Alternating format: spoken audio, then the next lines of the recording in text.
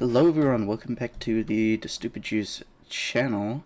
Now today, I have a bit of a different video that I wanted to do. A couple of days ago, I saw this video, I started watching it, I kind of actually watched the whole thing. Unleash the No, wait, speed of let me liquid skip with this. Nurofen. Okay, so this video, the end, Minecraft's biggest mistake. I saw this a couple days ago, and I do agree, like, the end is not great, you know, it needs improvement, but as I was watching, there were a lot of things in here that I just quite disagreed with, and a lot of aspects that I feel like he didn't cover, and neither did the comments for some reason.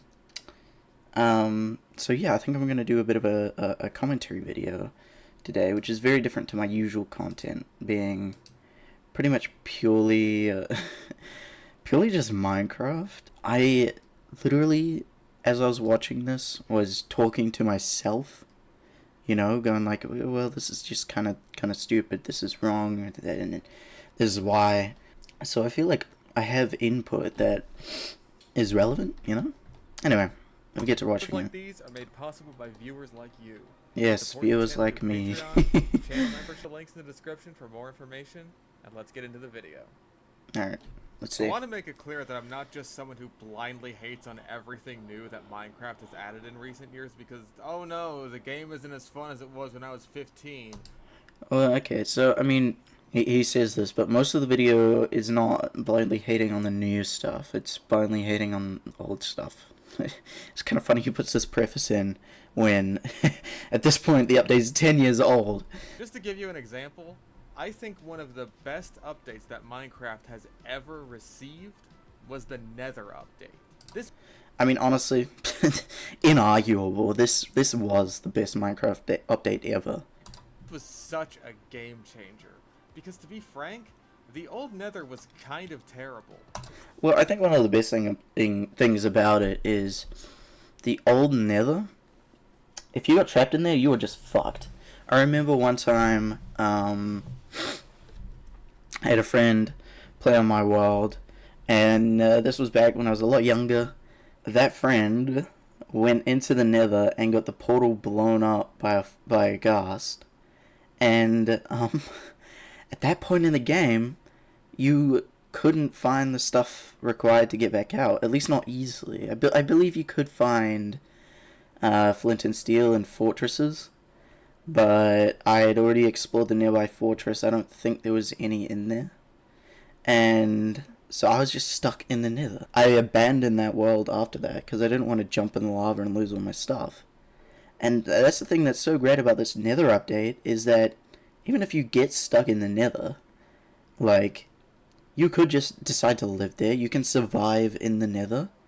You can relatively easily make your way back. You can find bastions and trade for, you know, obsidian from them. So it just made the Nether habitable, but still deadly, which is kind of the theme. Nether update came around, and now the entire dimension is exploding with personality. Biomes feel unique and dangerous for different reasons based on their terrain or enemies. It's all at once a survivable location, but also a very hostile one. Exactly, which is kind of the initial idea of the Nether, I feel. It's hell, but hell isn't supposed to kill you. You know, hell is supposed to torture you, keep you alive, just enough to keep beating you down, and that's exactly what the Nether is like. It not only felt like a natural extension of the Nether, but also a natural means of including new block types and items. Apparently we've decided that dyeing wood is just not gonna be a thing for some reason, so screw it, put blue and magenta trees and then... Well, honestly, I don't get the dyeing wood thing. That's just, people want that, but that's such a, like, very uncreative way to do things. You know, like, that's so lame. But on the whole, it was such a breath of fresh air compared to the old Nether. But the... I mean, it really was, and the point he's going to make, the parallel here, I'll let him make it first, and then I'll say why I disagree. Old Nether was still leagues ahead of the current end. The end dimension was a complete mistake, and I hate it. Part 1. The end is a stupid idea that's ruined the enjoyability of Minecraft for a lot of people without them even realizing it. I have been critical of the idea of Minecraft having an end to begin with from day one. It's one of those things that used to be a selling point of Minecraft. The game has no ending, no goal. It's just a giant Lego sandbox for you to do anything you want in. Sure. Well, I mean, the issue is, it still is, you know, it's... Nothing in the game is required. It's not a storyline that you're forced down. So I struggle to agree with him. I do... Okay, again, I've already watched this. I gotta let him out, you know, actually talk about the stuff I'm trying to rebut first, but he brings in some other stuff that genuinely is just a bit ridiculous to me. Sure, maybe that doesn't appeal to some people, but to the people that it did appeal to, oh man, the game was like freaking crack. But the mere existence of the end, I feel, has given Minecraft a bit of an identity crisis that it hasn't been able to shake. It's stuck between being a do-anything-you-want sandbox and a survival game with a literal end goal. Well, here's the thing. There's creative and survival. You know, you don't have to play the game mode that has the ability to go fight the well, you know, either has the ability, but at the same time, you don't have to go fight the dragon. You know, and this talk about motivation, I find really silly. Again, I gotta let him talk about it before I rebut, you know? There are two types of motivation in gaming, and just in general, I guess. Intrinsic motivation and extrinsic motivation. To boil it down as digestibly as possible, intrinsic motivation is when you do something pretty much solely because you want to do it, while extrinsic motivation is when you do something because of external factors. Okay, so... It's really... Honestly, the two motivation types, he tries to categorize them very black and white. Again, I gotta let him talk about it, but extrinsic and intrinsic motivation, the only extrinsic motivation is potentially the achievements that Minecraft gives you, which would also mean, like, oh, why would you ever chop down a tree? That's not something that you want to do. That's what the achievement tells you to do. It's like... Which is to say, you do it because you want... Also, what? Tour number 6-7? 6-7, guys? To get something out of it. Or because you want to accomplish some kind of concrete goal. Now, back in the day, Minecraft was 100% about intrinsic motivation. What do? Well, right from the get-go, that's whatever the hell you want to do. There's no goal. Well, yeah, okay, so that is kind of true, but from the get-go, the game was never do whatever you want to do. You are forced, you are required to at least get wooden tools if you ever want to get stone. If you ever want to fuck around with, like, I don't know, fucking rails, if you want to make a roller coaster, well, actually, there's a lot you have to do before you can even do that. I just disagree with the idea of you can just do whatever you want to do. Yes, technically that is true, but is it in reality really the case? I can just, as soon as I load in, do whatever? No. The game, so just do whatever you want with all these Lego blocks, and the only goal is not to die to monsters at night. So the issue here is he's describing his side, what he thinks is good, from the view of creative mode, versus what he thinks is bad from the view of survival mode. By essentially explaining his point of view as the creative game mode, allowing infinite creativity, he's disregarding the aspects of the survival game mode that are relevant to his argument that partially disprove what he's saying. Which even then was just a minor setback unless your stuff flat out despawned. So now he's saying, oh, the stuff despawns, but it's like, you refuse to acknowledge the fact that tool progression, things like that, are a required aspect in order to get certain things. Of little intrinsic motivation to continue will probably just drop the game right then and there. And well, there's an issue, you know. Intrinsic motivation is something people struggle with in Minecraft, right? That's he's gonna talk about it later, I think. But I'm gonna talk about it now because fuck it, I'll just cut that section.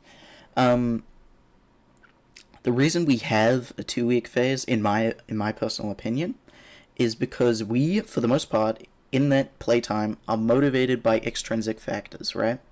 We play a lot, but our goal is to, we'll make a house, we'll grind gear, but the ultimate goal of the 2 week phase, oh, let's go fight the dragon, or oh, let's go to an ancient city, or oh, let's go to the nether, get the blaze rods, do all that. Oh, let's trade with villagers so we have better armor so we can fight the dragon more easily. All of it, there's plenty of intrinsic, but the overarching theme of it is the extrinsic motivation of stuff that Minecraft has laid out for you specifically to go to. And after that 2 weeks, when you've beaten the dragon, it falls off. Nobody wants to play anymore because there's no more goals. You've done the ultimate thing. And you might say, well, what if there wasn't an ultimate thing? Well, then people wouldn't be nearly as motivated to play. I think maybe you'd find it'd be a bit longer, but also way more dull. You haven't got this ultimate goal, you haven't got something that keeps you grinding. While people with high intrinsic motivation who already love playing with things like Lego will have an absolute blast, which is great. The game was basically made for them in mind. But with the addition of the end, Minecraft changed a lot. And this is something I was always worried about right from the beginning. Because now from the start of your world, it's not do whatever you want, it's alright, we need to get these materials, do this, go here, get these, trade for these, craft these, go there, fight the dragon, and now we can do whatever we... So the issue I think that he's really talking about is sweats. You're sweating. That's the issue. I think this is a big issue with most online games, in that, or especially Minecraft being also a mobile game, is that people view it from this very small amount of people who are really good and play the game a bunch. Like, take the Minecraft Reddit. I think it has like a couple million, right? But there's, I think, over 100 million weekly players. I believe I really don't know. It's magnitudes higher than the Reddit has members. So that's all you need to know. Is that already the Reddit is a subsect of the player base that plays more and enjoys the game enough to go there. And so the issue is, I think you find that a lot of players actually don't really do that. You know what's interesting?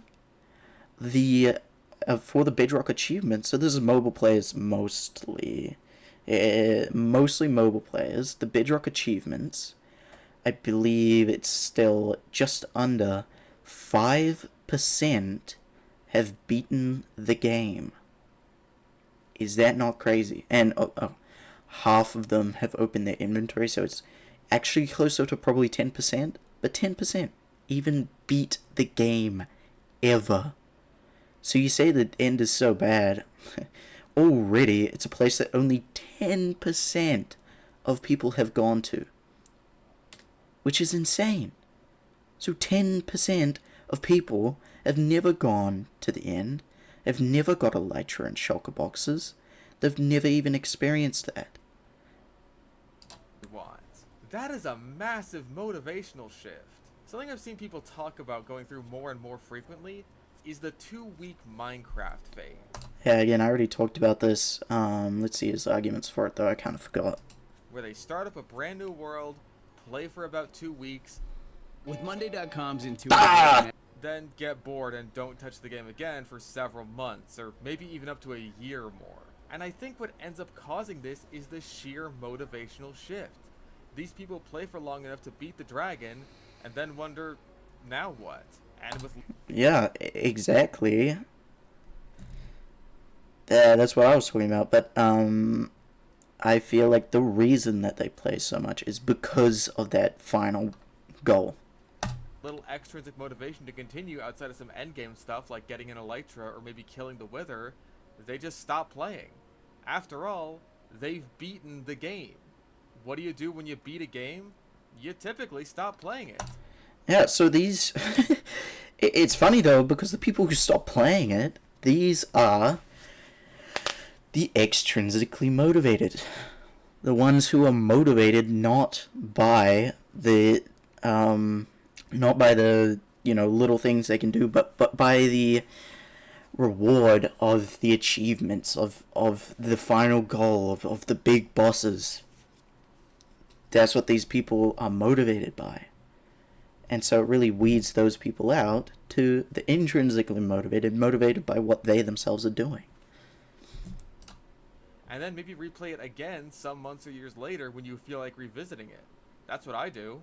That is such a massive shift from the hundreds or thousands of hours that people would dump into a single world just to see what they could do in it. From the start.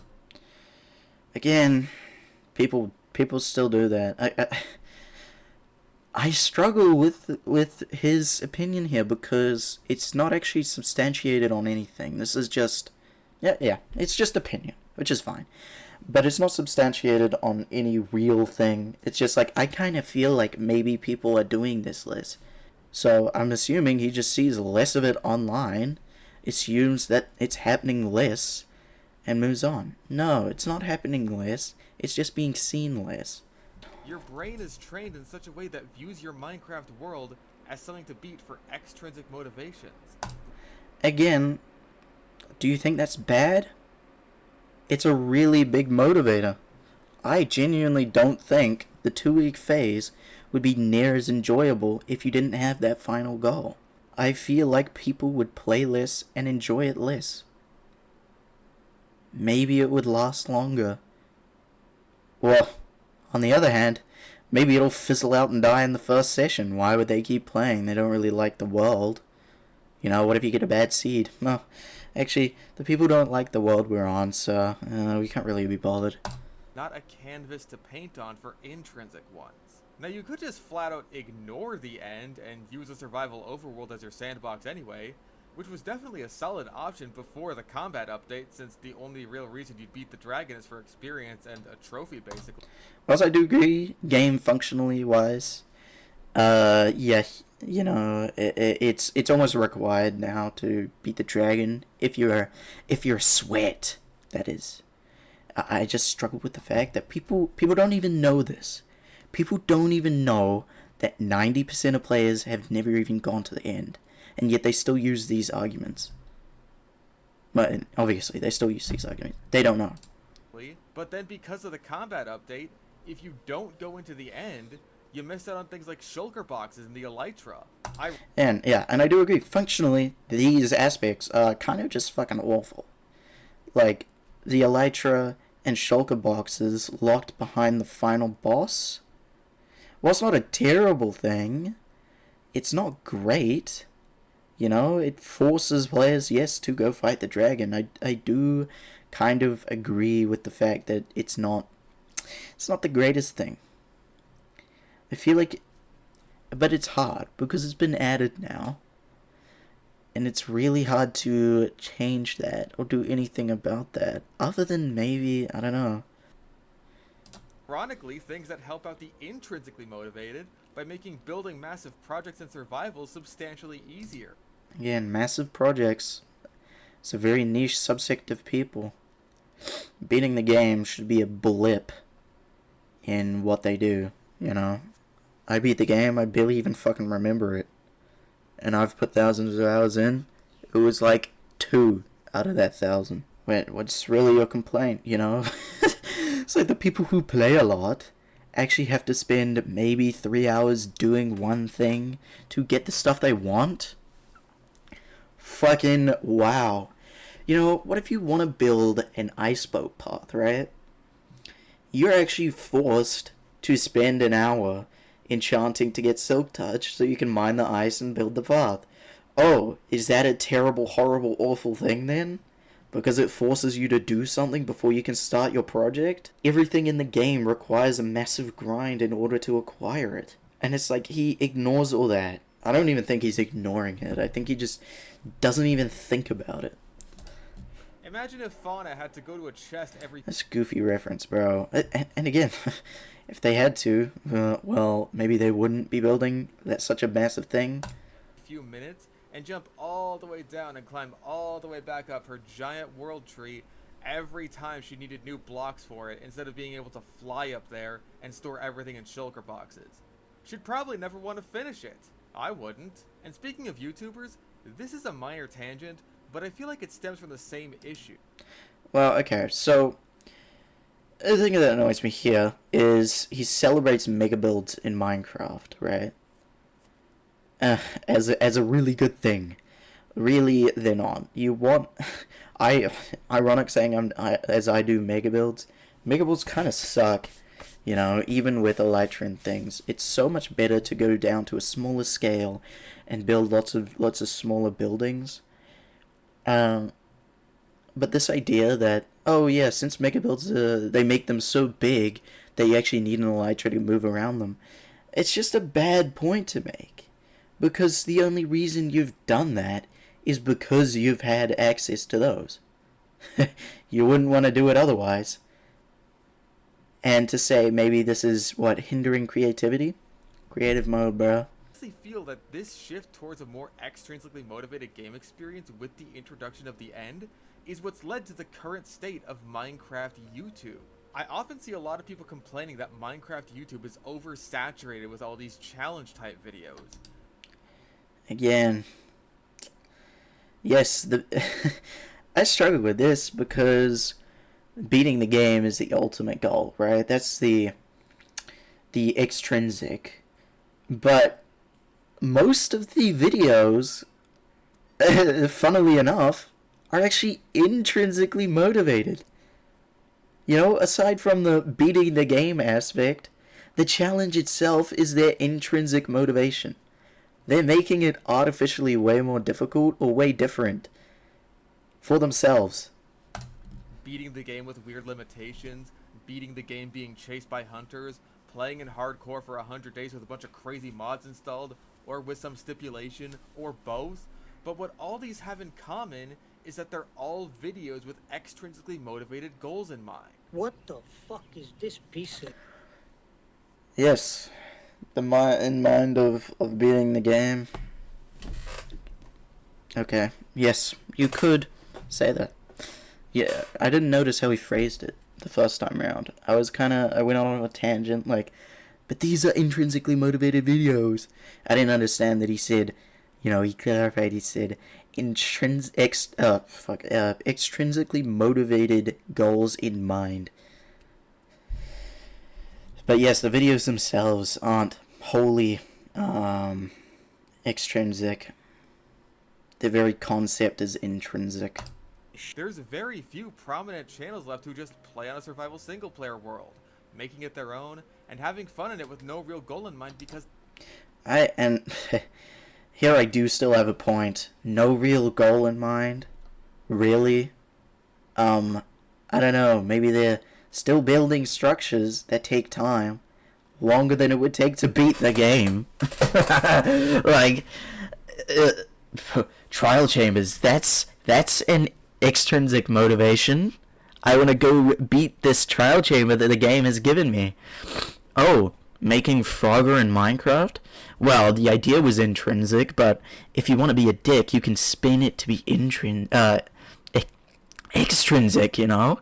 Oh, I need a content idea, I'll make a frog farm. Oh, it's a goal, so now it's extrinsic. It's like... That's just not the same game anymore. That type of content used to dominate the YouTube landscape. And are you seriously complaining about that? Like, oh no, people don't like the same stale old content? Holy shit. But there's just less of a place for it now, even if you have the personality to make it entertaining. But surviving in a hardcore modded apocalypse for 100 days, instantly there's a goal and a story to be told.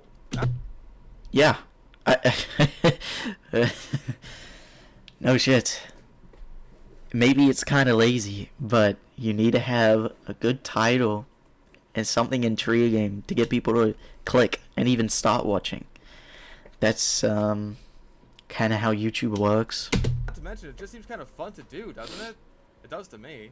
Okay, but that's just my opinion on how the game has fundamentally... That's my opinion! The end was added.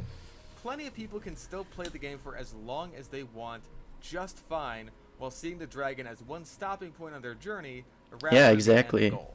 And honestly, more power to those people. I wish everyone was able to have that same mindset, just so that this wouldn't be a problem. But again, I'm not here to talk about how the game isn't as good as it was when I was 15. Even though Well, you I kinda are. came out and I still felt this way, except for the YouTube stuff. I'm here to talk about the actual game design behind the end itself. And I want to wrap back around to my opening point that the current end is worse than the old Nether. And prove that with science and facts. Well, okay, I might rediscuss this later, but that's not necessarily a bad thing, or B, like, unintended. And more opinions. Part 2, getting to the end in the first place is tedious and kind of silly. The first thing I wanted to go over is the process of getting to the end itself. Maybe it's just a personal thing, but I've never really enjoyed this process or found it especially fun. Getting a lot of ender pearls is pretty much always going to be a grind, and the most recent addition of piglin bartering makes it an easier grind, but still a fairly tedious one. Like, hey, I'll take it over waiting in the desert underneath a 2-block high platform, or grinding for emeralds to trade with villagers any day of the week, but it's not exactly engaging stuff here for any of my options. I also don't get why blaze powder is what's required to make the Eyes of Ender. Like, I've never understood that. Okay, again, his points here, frankly, are silly, I must say. It ignores the literal history of the game. The release and final, way you get them, it was a rush job, It was kind of like, Notch was just kind of like, oh, I need something to where you beat the game. At the same time, he wanted this to be something that required you to explore each aspect of the game. So, Endermen were the obvious choice. Endermen spawned rarely, required you to explore a lot, find them, kill them, over a long period of time. It artificially increased the required playtime. Then, blaze rods and blaze powder, being the requirement, forces you to explore the other dimension, the Nether, in order to find a fortress. So, it forces you to go throughout each aspect of the game before you can beat the game. Which is what he wanted. He wanted everyone to experience everything before they could say they've beaten the game. If someone says they've beaten the game, then they've seen the Nether, they've seen probably most, if not all, of the overworld biomes, and they're probably grinded out really good gear. So it locks it behind all that. And, yes, it is bad. But it's probably never getting changed. Because this is the biggest issue, really, is that Microsoft doesn't want to rock the boat. They're not going to change the end dragon or end fight or the process, most likely. Because it's iconic at this point. Just like they're not going to change or remove the creeper. It's too iconic. What is so special about blazes that their powder is what needs to get mixed with ender? Again, there's no... this also annoys me. Why are you trying to bring in logic here? Like, what? Either way, there actually is logic to it. Blazes fly. So, I mean, there is actually a logical reason behind it. Blazes, they can fly. Therefore, the Eye of Ender's sustained flight is from the fact that blazes fly. That's the aspect you take from it. And the fact that they point towards the stronghold is due to the Ender Pearl, or the Ender Pearl teleports you to the place it lands. So the Eye of Ender actually has this really big arc to the straight to the stronghold. So there is lore reasons why it works. It's not completely illogical as you frame it. Pearls to make homing beacons to the end dimension. That's really not very intuitive at all. It honestly... Maybe it's not intuitive, but nothing in the game is intuitive. Punching a tree with your fist, to begin with, is not actually intuitive. It's just something you realize, oh wait, I can do. Like, okay, I've understood that. I've figured that out. Right? Same with the Nether itself. Is not intuitive in the slightest. They improved it. They added the ruined portal, but it's still not intuitive. The game itself is terrible at telling you how to play it. It's terrible at that. But you pull that up as something that's not intuitive? I actually don't agree with that, though. Because the system that the game implements to make things intuitive, that's the advancement or achievement system, right? Which I feel actually makes it quite intuitive. At least in Java, there's the whole end path, which shows you the achievements in order. If you are playing the game without external help, which is the issue here, it's not intuitive, so you have to look it up, right? If you're playing the game without external help, I actually feel it's not that hard to figure that specific aspect out. You don't have to be a genius. You look at the achievements, you see the visual Eye of Endergram, you see that you have the new crafting recipe once you get Ender Pearl and Blaze Rod, and then you realize, I can put them together. What is this new Eye of Ender, Maybe probably the least intuitive part of it is actually the throwing of it. I feel like that's the part that's least intuitive, which is kind of funny. It seems like blaze powder is the ingredient because finding a nether fortress implies you're pretty deep into the game. So there you go. That's the resource you need. And it feels. Yeah, that is kind of what it is. But I dislike his framing because, and it's the same with any opinionated video. Is most people don't actually think too deeply about their actual opinions. They think deeply enough to generally rebut, but small little aspects that kind of weaken them, they'll just ignore. Either they knowingly ignore it or unknowingly ignore it because they have strong opinions, which is fine, but it just makes it easier for people to, what's the word? I forget the word, but to devalue your opinions and rebut them. Anyway. Bit artificial. Not to say that Minecraft crafting recipes are always totally intuitive, but I feel like if you didn't have a wiki at hand, you'd have no idea what to do here. I vehemently disagree. Or if you're supposed to even do anything at all. I also don't understand why Eyes of Ender can even break after you throw them. That's always... That aspect is a bit silly, to be honest. It's not really a good game design thing.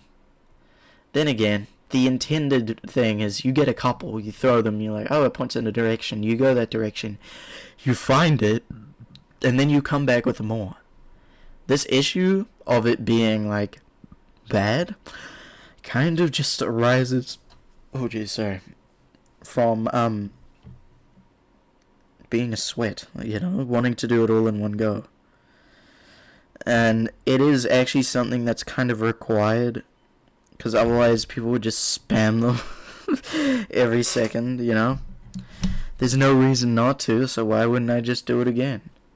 Makes it too easy. Makes it even easier. It struck me as just being there to be annoying and a waste of your time. I mean, you're bound to lose an eye anyway once they start going underground. Why have them break at all except to force you to grind more Enderman and Blazes just in case of breakage? Either grind more than is necessary or risk backtracking. Wow, what fun options. Again, this is from the sweat-minded. You go into, it's unintuitive, but then you go from, okay, player knows nothing, it's unintuitive, but then when it suits you, player knows everything, so it's bad. You gotta make up your mind here. I mean, the effect when they break looks kind of cool. Maybe someone on the team was just really proud of that. I can understand that. Also, side note, is it weird to anyone else? So just belittling the development. There are good reasons for it that he ignores. The fact that you wouldn't be able to spam. The fact that the intent is not for you to do it all in one go. There are valid reasons for it, but that's something that he ignores. That's something that he doesn't cover. else that Eyes of Ender aren't, like, used for more stuff? Like as a potion ingredient or in more crafting recipes? I mean, why? Just are pretty useful, but they open portals and make those, and what, that's it? Like, why? Why? Why would it need to be used in more stuff? You talk about intuitive, like, it being intuitive, right? You know?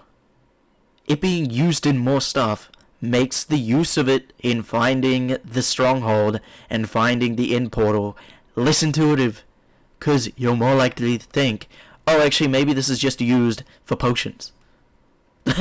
Like, and there's a reason why the things it's used to make all preface with end crystal, end chest. It's because it's still supposed to not throw you off of the fact that this is used for the end. They're actually used as hints. Would the potion be used as hints? I kind of doubt it. What would the potion be? Like, end something? I don't know. You would need to preface with end to keep that aspect. But I doubt it would. I doubt that he has even thought about that. Maybe I wouldn't feel so stupid crafting more Eyes of Ender than I need if they were useful for more things after I open. I mean, they are, though. End chests are super useful. End crystals are also useful. I used them. I refought the dragon many times. And you feel stupid crafting more? Oh no, I over-prepared. I spent 10 minutes getting slightly more end crystals, ender eyes than I needed. Oh no. Maybe I can't use them for the most things. But it's it's not like I have a chest full of random shit that I'll never use. I don't complain about the fact that I spent 2 seconds killing a spider and then left that string in there for 12 years and I'm never gonna use it. Oh, whoa. I also have mixed feelings on the luck factor of having eyes 6 times be in the portal.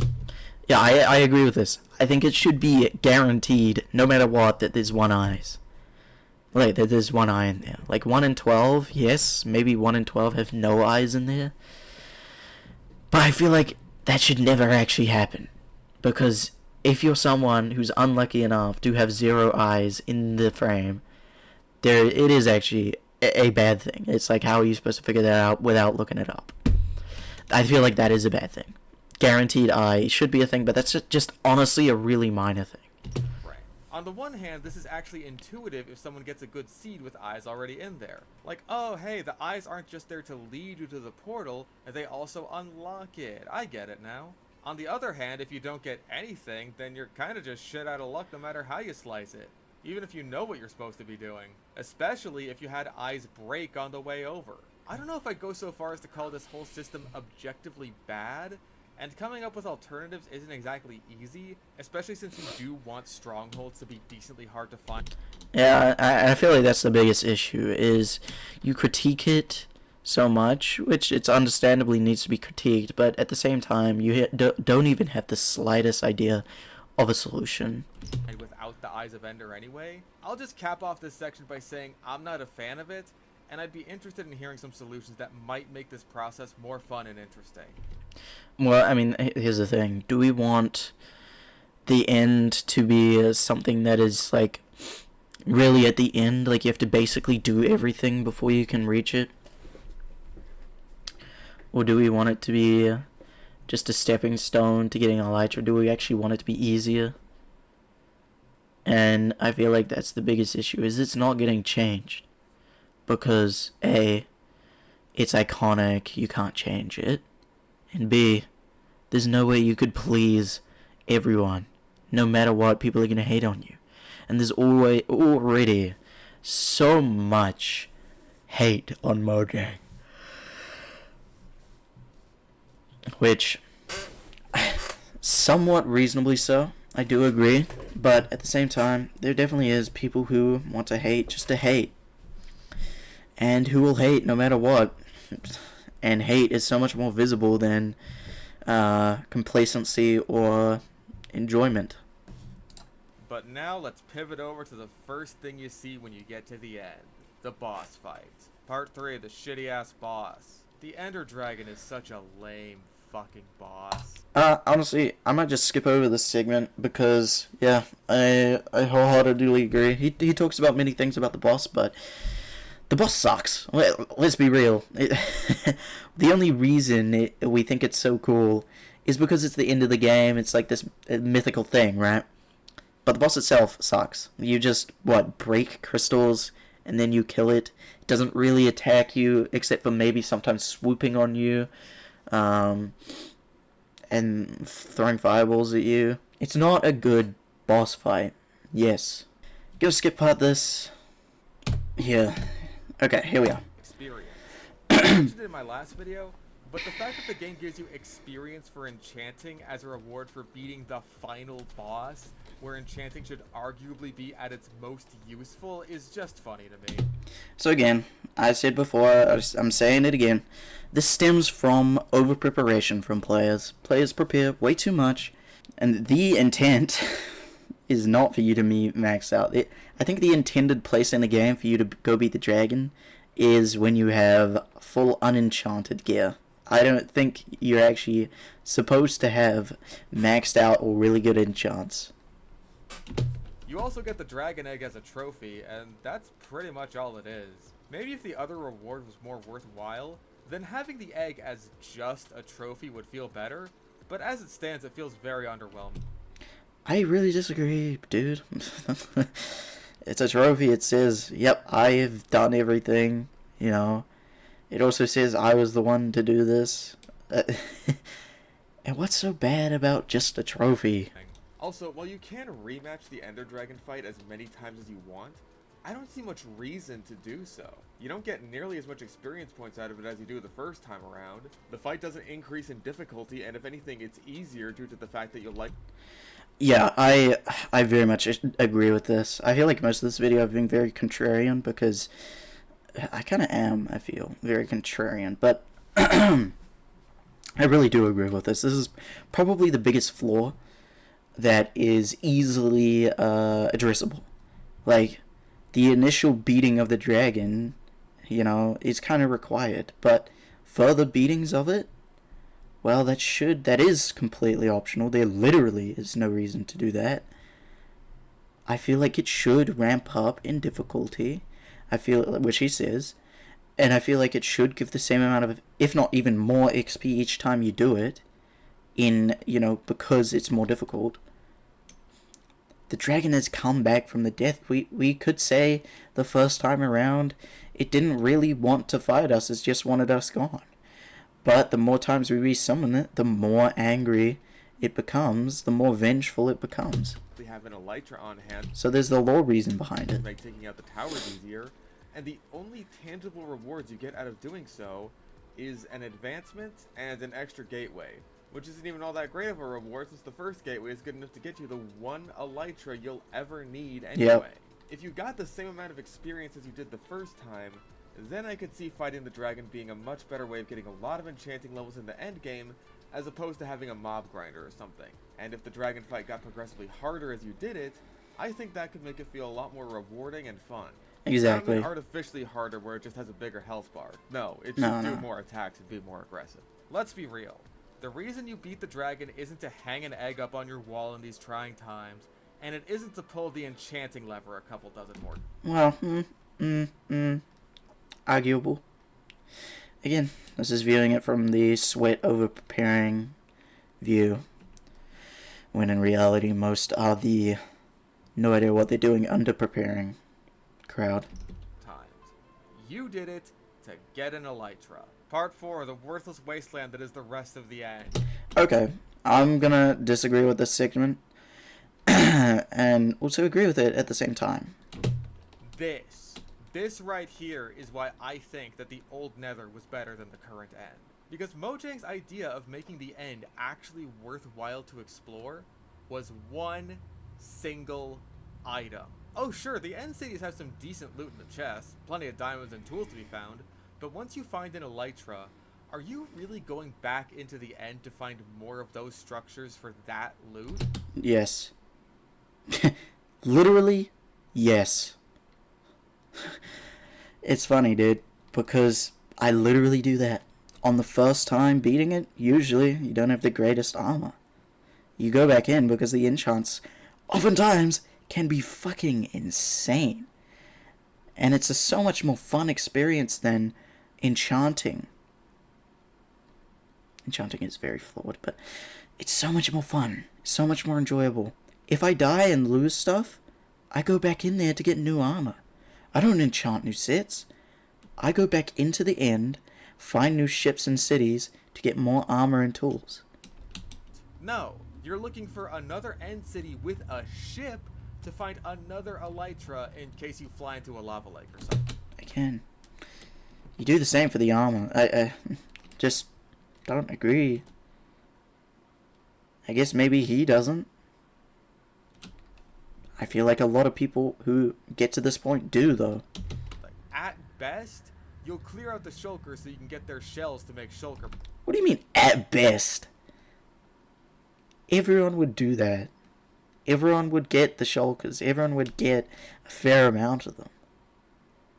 There are plenty of rewards, and he's really downplaying the fact that you get all of them. You want to get all of them. In fact, they're good enough rewards to where you will come back multiple times to get more if you're a long-term player. If you just get 3 or 4 shulker boxes the first time, you eventually want to, fill your end chest with them. So you have the best storage you can, so you do that. And then you want to have like tons of spares so you can do big projects and move them around. So you get like 20 more. And then you're like, oh, all my shulker boxes are full in chests, and I don't want to, empty them out. I'm going to go back again. And the same with armor and tools.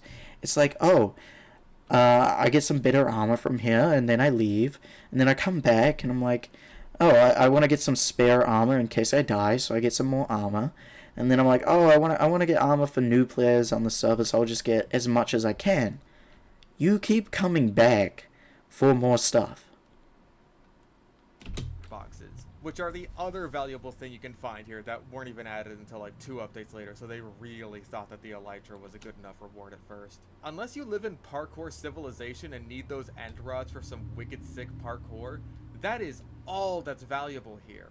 And don't get me wrong, the elytra and shulker boxes are extremely useful items. I can't overstate that enough. But where does that leave the rest of the end?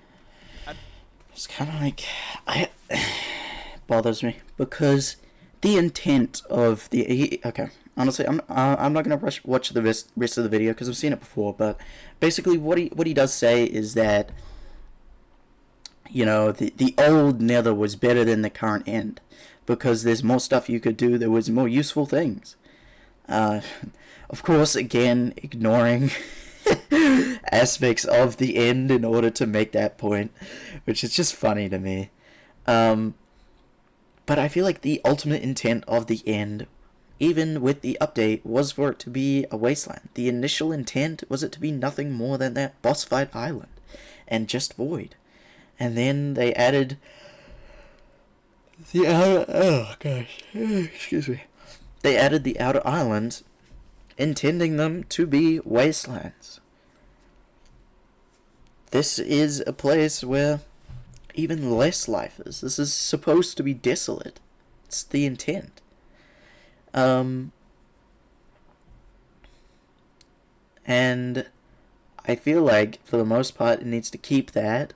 I do agree that there needs to be an end update. There needs to be new little biomes added. His solution to that is to have them spawn way further out. Like, have the initial ring of the islands be ravaged, which I do kind of agree with. The way they do it is gonna be up to them, but it's definitely something that needs improving. I mostly agree, the end, it's bad, it's a bit of a mistake, some of the updates, but his points, they really rub me the wrong way. Sorry if I got a bit heated throughout this. I didn't even watch the whole thing. This recording is an hour long, so I want to stop it here because I know the rest of the video, all he discusses is his idea for the solution. I myself have had my own different, ideas and thoughts about things. But, yeah, I don't know. Let me know your thoughts in the comments below. that's gonna be it for today's video.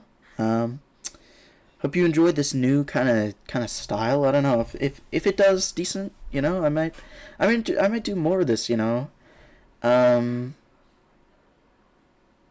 see. Anyway, see you guys next time.